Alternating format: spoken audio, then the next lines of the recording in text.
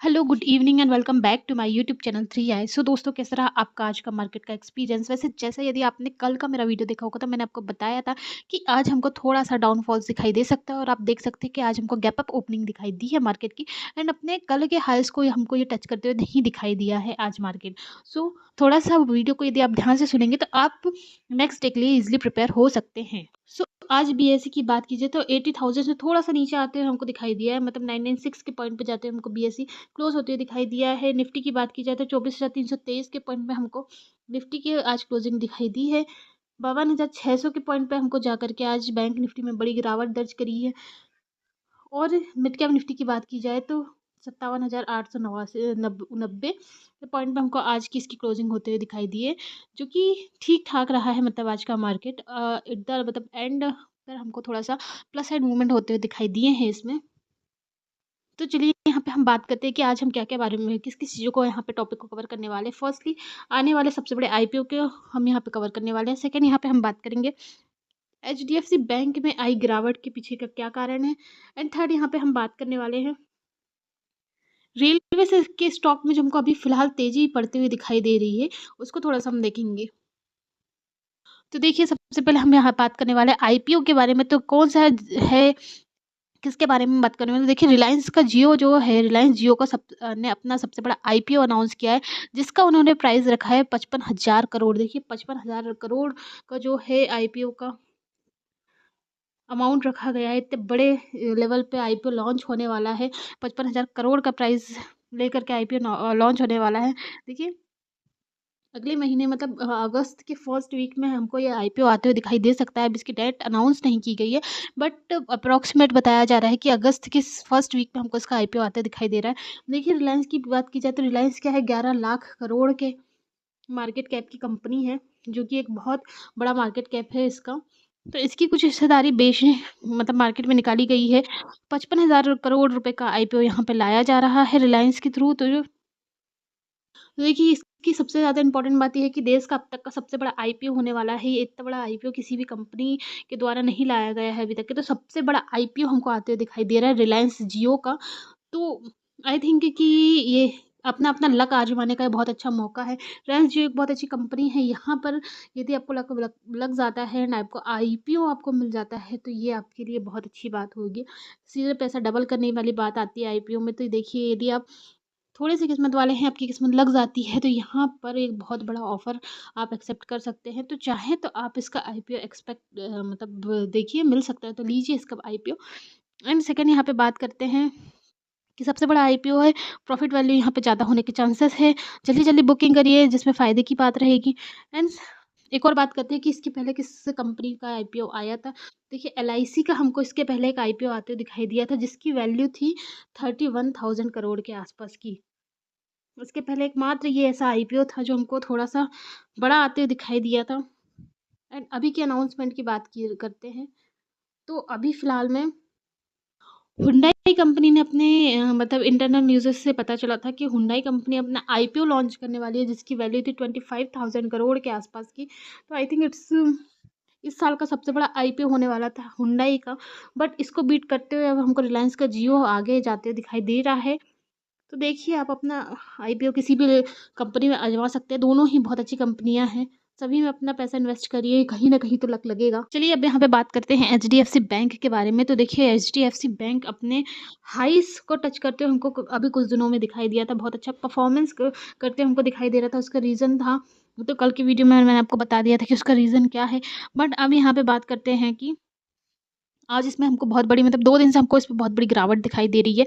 HDFC bank में इसका क्या रीज़न है? सबसे पहले ये मैं आपको बता दूँ कि इस बैंक में गिरावट होने के कारण, तो एचडीएफसी में बैंक में गिरावट होने के कारण ही हमको बैंक निफ्टी और निफ्टी दोनों में आज हमको गैप डाउन की ओपनिंग दिखी थी। और यदि ऐसा ही परफॉर्मेंस रहा तो कल मतलब नेक्स्ट जो भी सेशन रहता है मार्केट का, उसमें भी हमको एक अच्छी खासी गिरावट दिखाई दे सकती है। तो इसका रीज़न क्या है? बैंक निफ्टी निफ्टी ये सभी में हमको गैप डाउन मतलब गिरावट दिखाई दे रही है सिर्फ़ एक एचडीएफसी बैंक के कारण, क्योंकि मैंने आपको बताया है कि बैंक निफ्टी का तो 50% मतलब 15% जो है वो इसके पास में है, मतलब अपना शेयर जो है 15% का एचडीएफसी बैंक रखती है बैंक निफ्टी में। तो एक बहुत बड़ा वेटेज आ जाता है, इसमें थोड़ी-सी भी हलचल होती है तो सभी जितने भी बैंक्स हैं उनमें उसी टाइप की हमको कुछ गिरावट नज़र आ सकती है। इसलिए भी फिलहाल में बैंकिंग, फाइनेंस के जितने भी स्टॉक्स थे वो हमको थोड़ा-सा डाउन आते हुए दिखाई दिए हैं। वैसे इसके क्वार्टर रिज़ल्ट की बात की जाए तो इसके क्वार्टर रिज़ल्ट में सारी चीज़ें बहुत अच्छी आई हुई है, मतलब इसका क्वार्टर परफॉर्मेंस अच्छा है, इसका रेवेन्यू अच्छा आया हुआ है, सारी चीज़ें बहुत अच्छी थी। बट एक चीज़ में इसमें कमी आ रही है, वो है कासा, मतलब करंट अकाउंट सेविंग अकाउंट का जो रेशियो है, उसमें हमको थोड़ी-सी कमी आती हुई दिखाई दी है। इसके चलते जो है वो हमको बैंक में थोड़ा-सा डाउनफॉल्स आते हुए दिखाई दे रहा है, क्योंकि जब इसमें कमी है, मतलब जो पर्सन है वो सी और एसए में इन्वेस्ट ना करके एफडीज़ में इन्वेस्ट कर रहा है। एफडी में इन्वेस्ट क्यों कर रहा है? देखिए, लॉन्ग टर्म के लिए इन्वेस्टमेंट करने से क्या है, इन्वेस्ट इंटरेस्ट ज़्यादा मिलता है। इंटरेस्ट ज़्यादा मिलता है तो पर्सन जो है वो लॉन्ग टर्म इन्वेस्टमेंट करना प्रेफ़र करता है, ताकि यहाँ पे एक मोटा मुनाफ़ा वो कमा सके। तो यहाँ पे लॉन्ग टर्म इन्वेस्टमेंट जब पर्सन करता है तो करेंट अकाउंट और सेविंग अकाउंट का यूज़ थोड़ा-सा कम करते हुए दिखाई दे रहे हैं लोग, इसलिए इसका परसेंटेज जो है हमको डाउन होते हुए दिखाई दे रहा है। सो यहाँ पे एक बहुत बड़ा रीज़न है एचडीएफसी बैंक में आई गिरावट के सबसे बेस पॉइंट ये माना जा रहा है कि कासा का जो रेशियो है वो कम होते दिखाई दे रहा है। इसका कारण है, मैंने आपको बताया है कि इन लोगों ने जो इंटरेस्ट रेट अपने हाइज़ करके रखे हुए हैं, इसके चलते यहाँ पे हमको थोड़ी-सी गिरावट नज़र आ रही है। और ऑब्वियस सी बात है कि बैंकों का बैंक, मतलब एचडीएफसी बैंक जो है वो प्राइवेट बैंक का सबसे बड़ा बैंक है। इसमें थोड़ी-सी गिरावट हमको दिखाई देती है, तो सभी बैंकों में हमको किसी न किसी तरीके की हलचल दिखाई देती है। इसलिए आज हमको बैंक निफ्टी जो है वो माइनस में जाते हुए दिखाई दिया है। रेलवे की बात की जाए तो देखिए, चुनाव के बाद से रेलवे के स्टॉक्स ने बहुत ज़बरदस्त तेज़ी पकड़ी हुई है। अभी तक के आई थिंक सबसे ज़्यादा परफ़ॉर्मेंस करने वाले स्टॉक्स में हमको रेलवे के स्टॉक नज़र आ रहे हैं। लाइक आरवीएनएल, आईआरएफसी, आईआरसीओएन, रेलटेल और आईआरसीटीसी, सभी जो हैं, सभी कंपनियाँ जो है वो रेलवे की कंपनियाँ हैं और इन इन सभी में बहुत अच्छा परफ़ॉर्मेंस करते हुए हमको दिखाई दे रहे हैं। क्योंकि देखिए, पता था कि गवर्नमेंट यदि वही आएगी तो ऑब्वियस सी बात है, किसी प्रकार के कोई चेंजेस हमको दिखाई नहीं देंगे। वही होंगे। इवन रेलवेज़ में जो, मतलब जो भी गवर्नमेंट कंपनी है उसके स्टॉक्स हमको बढ़ते हुए इसलिए नज़र आने वाले थे। डिफेंस के स्टॉक, रेलवेज़ के स्टॉक्स में तेज़ी इसलिए दिखाई दी क्योंकि अब गवर्नमेंट जो है इन्हीं सब चीज़ों में वर्क करने वाली थी, इसलिए हमको इसके स्टॉक में बहुत अच्छी तेज़ी दिखाई दी थी। तो अभी भी जो है आरवीएनएल और आईआरसीओएन, इसके स्टॉक्स जो है हमको तेज़ी से बढ़ते हुए फ़िलहाल नज़र आ रहे हैं। 17% तक का रिटर्न सभी विन वन वन मंथ हमको इस पे दिखाई दिया है, कि उसका रीज़न है क्योंकि आरवीएनएल को जो है वो सब मेट्रोस वगैरह के टेंडर यहाँ पे मिलते हुए दिखाई दे रहे हैं, और ये जब टेंडर इनको अनाउंस किए गए हैं तभी से इस पे स्टॉक में बहुत ज़्यादा तेज़ी आई है। और आगे भी देखिए इनको बहुत बड़े-बड़े टेंडर मिलने वाले हैं, क्योंकि सभी तरफ से डेवलपमेंट की तरफ में गवर्नमेंट का सीधा फ़ोकस है। और इस तरीके से फ़ोकस की तरफ ध्यान देते हुए बात की जाए तो रेलवे के स्टॉक्स, और मैंने आपको बताया था रेवेन्यू एनर्जी के स्टॉक्स, ये कुछ स्टॉक्स हैं जो बहुत ज़्यादा हमको प्लस पॉइंट मूवमेंट, मतलब बहुत अच्छे रिटर्न से दे सकते हैं। तो इस टाइप के स्टॉक को छाँट करके अपने पोर्टफोलियो में आप ज़रूर मेंशन कर सकते हैं। तो रेलवे के आप सभी स्टॉक्स में से जो भी स्टॉक्स पसंद करते हैं, मतलब जो भी स्टॉक आप प्रेफ़र करना चाहते हैं, आप कर सकते हैं अपने मेन पोर्टफोलियो के लिए।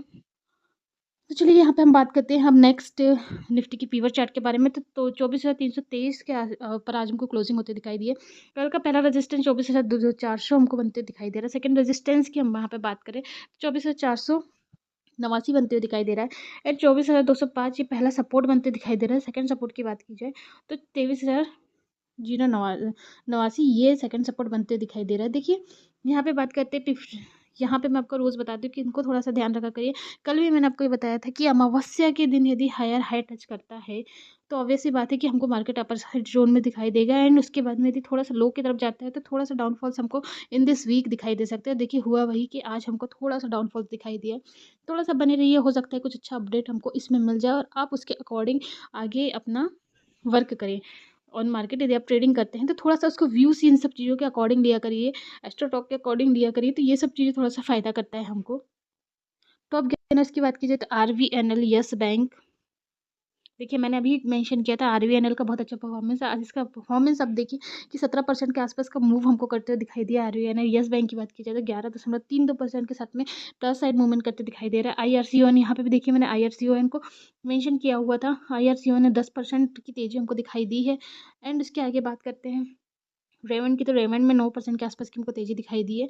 इस प्रकार देखिए, एक ही टॉप गेनर्स में 2 स्टॉक रेलवे के आते हुए नज़र आए हैं। अब बात करें लूज़र्स के बारे में, तो देखिए सबसे ज़्यादा लूज़िंग स्टॉक की बात कीजिए तो एचडीएफसी बैंक में एक बहुत बड़ा हमको क्रैश आते हुए दिखाई दिया है अभी। एस्ट्राजेन 3% के साथ थोड़ा-सा डाउनफॉल्स आते हुए दिखाई दिए।